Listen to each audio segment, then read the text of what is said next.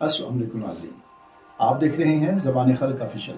मैं हूं डॉक्टर शहजाद। नाज़रीन, जिंदगी एक मुसलसल सफर का नाम है, जबकि दुख सुख, हार जीत, उतार चढ़ाव, धूप और छांव इस सफर में आने वाले वो स्टेशंस हैं जहां पर मुसाफिर यानी इंसान को कुछ देर स्टॉप करना पड़ता है और उसके बाद दोबारा सफर शुरू हो जाता है।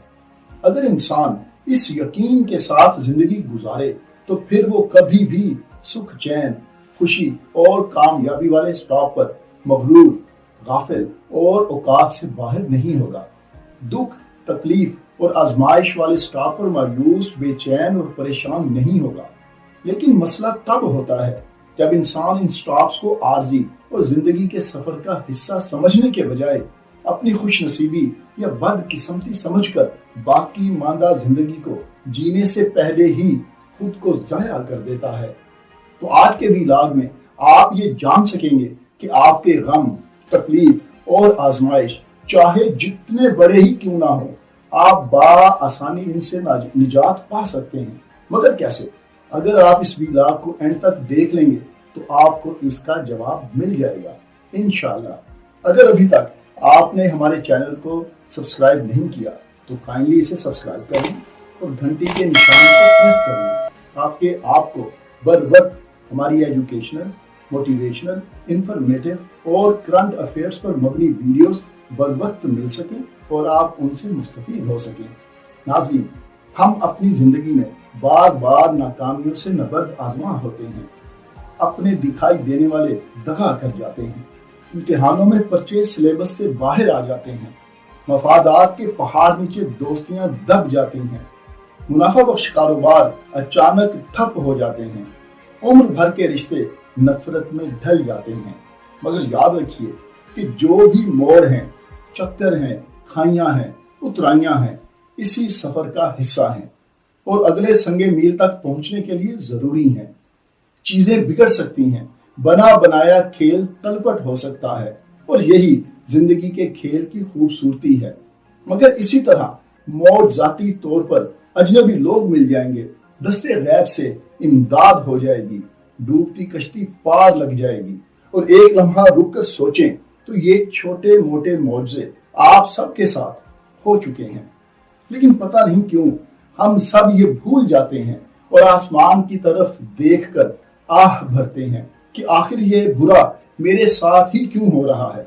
मसला ये है कि हम एक वक्ती मसले को एक कंबल की तरह खींच खांच के जिंदगी पर चढ़ा लेते हैं, जबकि बनाने वाले ने ये खेल बड़ी हिकमत से तरतीब दिया है।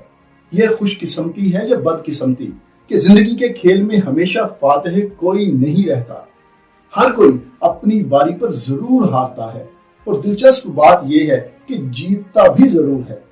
इसको वाज़ेह करने के लिए मैं आपको मरहूम इशफाक अहमद साहब की एक पसंदीदा हिकायत सुनाता हूँ। पुराने जमाने में एक बादशाह के अहद में एक गरीब आदमी था, गांव का रहने वाला, बहुत ही गरीब आदमी था, लेकिन था वो तवक्कल वाला, रूहानियत से उसका गहरा ताल्लुक था। उस गरीब आदमी के पास आला नस्ल का एक खूबसूरत घोड़ा था। दुनिया दूर दूर से उसे देखने के लिए आती। बादशाह वक्त को जब पता चला तो उसने फैसला किया कि उस आला नस्ल के घोड़े को हासिल करना चाहिए। तो बादशाह अपने वजीरों और दरबारियों के साथ उसके पास आया और कहने लगा कि ऐ फकीर, मांग क्या मांगता है इस घोड़े के बदले? उसने कहा, हुजूर, इसे मैंने शौक से पाला है, ये तो बेचने वाली चीज ही नहीं है। बादशाह ने कहा, नहीं, हम तुझे मुंह मांगी कीमत देंगे। उसने कहा, माफ कीजिएगा बादशाह सलामत, मैंने बेचना ही नहीं है। बादशाह ने कहा, फिर गौर कर ले, हम तुझे इसके बदले एक रियासत देंगे। वो फिर भी नहीं माना, जिद्दी आदमी था। आखिरकार मामला यहाँ तक पहुंच गया कि बादशाह ने कहा कि आधी सल्तनत ले लो और घोड़ा मुझे दे दो। उसने कहा, बादशाह सलामत, इसका कोई मोल नहीं है, अगर ये बेचने वाली चीज होती तो मैं जरूर दे देता। बादशाह ने कहा, अच्छा, तेरी मर्जी।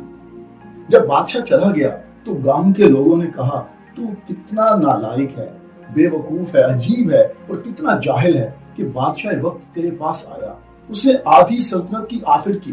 जालिम, तुझे मिल जाती तो हम भी मजे करते, سارے گاؤں کے مزے ہوتے، تو ہمارا بادشاہ ہوتا۔ ظالم، تو نے یہ کتنی بڑی حماقت کی ہے، کتنی بڑی خوش نصیبی کو گھر آنے سے دھکا دے دیا اور باہر پھینک دیا۔ تو اس نے کہا، عجیب، وہ بادشاہ تھا یا میں؟ اس نے مول لگایا، میں نے نہیں دیا۔ اس میں خوش نصیبی یا بد نصیبی کی کیا بات ہے؟ یہ تو میری زندگی ہے، میرا گھوڑا ہے، خوش نصیبی تم کدھر سے نکال رہے ہو؟ میں نہیں دیتا، میری مرضی۔ انہوں نے کہا، تو ضدی آدمی ہے، تو شروع ہی سے ایسا ہے اور تیرا مزاج ہی ایسا ہے۔ یہ کہہ کر چلے گئے۔ تھوڑے عرصے بعد کیا ہوا، وہ شخص صبح اٹھا چارہ ڈالنے کے لیے، تو وہاں دیکھا کہ استبل میں گھوڑا ہی نہیں تھا، استبل خالی تھا۔ گاؤں کے لوگوں کو پتا چلا اور وہ آئے اور کہنے لگے کہ ہمارے گاؤں کا حسن تباہ ہو گیا۔ تجھ سے کہا تھا نا کہ بادشاہ وقت کو انکار نہیں کرتے، تیرا گھوڑا پاس نہیں رہا، تیرے ساتھ بڑا ظلم ہوا، تو تباہ ہو گیا، برباد ہو گیا۔ اس نے کہا، میں کہاں سے تباہ ہو گیا، کہاں سے برباد ہو گیا؟ یہ گھوڑا ہی تو تھا، چھوٹی سی چیز تھی، میری زندگی تو بہت بڑی ہے، یہ اس کا ایک حصہ تھا۔ لیکن تم یہ کیوں کہہ رہے ہو کہ چونکہ تمہارا گھوڑا چلا گیا اس لیے تم برباد ہو گئے؟ معمولی سی بات ہے۔ انہوں نے کہا، نہیں، تو بے وقوف آدمی ہے، تجھے اللہ نے عقل ہی نہیں دی۔ وہ پھر واپس چلے گئے۔ ناظرین، کو 1 مہینے کے بعد اس کا گھوڑا ہنہناتا ہوا واپس آ گیا۔ اس کے ساتھ 7 نئے جنگلی گھوڑے بھی تھے۔ وہ کہیں بھاگ گیا تھا جنگل میں اور واپس اپنے ساتھ اعلیٰ نسل کے 7 جنگلی گھوڑے بھی لے آیا۔ جب اس نے دیکھا تو بڑا خوش ہوا۔ گاؤں کے لوگوں کو پتا چلا تو وہ پھر آئے۔ انہوں نے کہا، تو بڑا خوش نصیب ہے، تیرا گھوڑا کھو گیا تھا لیکن اب تیرے لیے 7 خوبصورت گھوڑے لے کر آ گیا ہے۔ اس نے کہا، میری کہاں خوش نصیبی ہے، گھوڑا تھا، چلا گیا، اب واپس آ گیا، میری ساری زندگی کچھ اور ہے، اور تم ایک واقعہ پکڑ لیتے ہو۔ تم بہت نالائق لوگ ہو، سمجھتے ہی نہیں ہو۔ وہ جنگلی گھوڑے تھے، اب ان کو سدھارنا بڑا مشکل کام تھا۔ اس آدمی کا اکلوتا بیٹا تھا۔ اس نے باپ سے کہا، یہ جنگلی گھوڑے ہیں، میں ان کو خود سدھاروں گا۔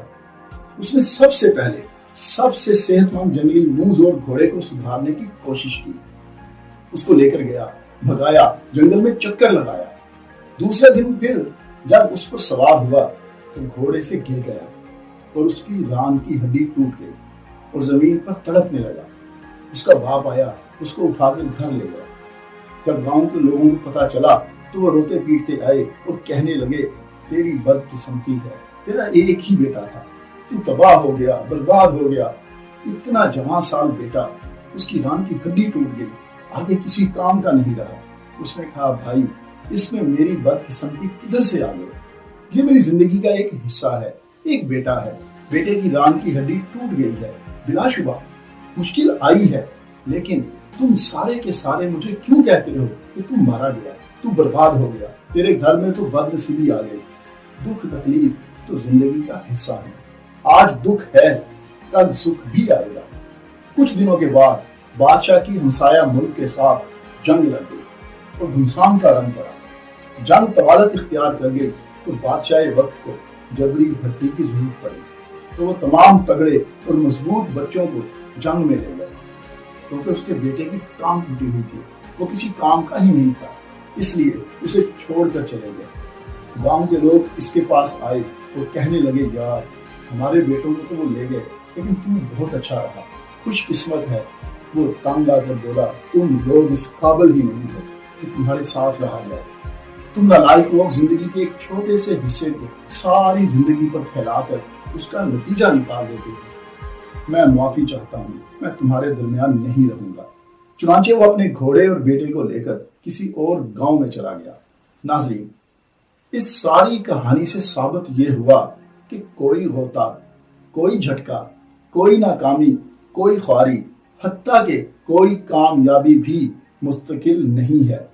جس دن آپ یہ ٹھان لو گے کہ چاہے جتنی بھی مشکلیں آئیں، چاہے جتنی بھی مصیبتیں آئیں، مجھے ہارنا نہیں ہے، میں اس دنیا میں ہارنے کے لیے نہیں آیا، میں لڑوں گا، ڈٹ کر ان پریشانیوں کا سامنا کروں گا، وہ دن آپ کی تمام پریشانیوں اور تکلیفوں کا آخری دن ہوگا۔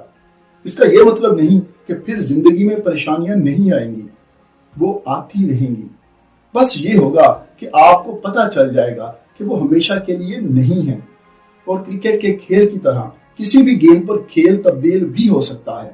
اس میں خوش قسمتی یا بد قسمتی کا کوئی چکر نہیں، کیونکہ کوئی بھی واقعہ زندگی کے بڑے پزل کا ایک بس چھوٹا سا حصہ ہوتا ہے۔ ہماری زندگی کی فلم میں اس کی انٹری ایک خاص موقع پر کسی گانے، کسی ڈائلاگ کے لیے ضروری ہے۔ ہمیں صرف یہ سمجھنا ہے کہ اس ہونی کا مطلب کیا ہے، اور پھر منجھے ہوئے بیٹسمین کی طرح کریز پر موجود رہیں اور اگلی گیند کھیلنے کے لیے تیار ہو جائیں، کیونکہ نصیب نہیں، خود کو تو بدل سکتے ہو۔ شکریہ۔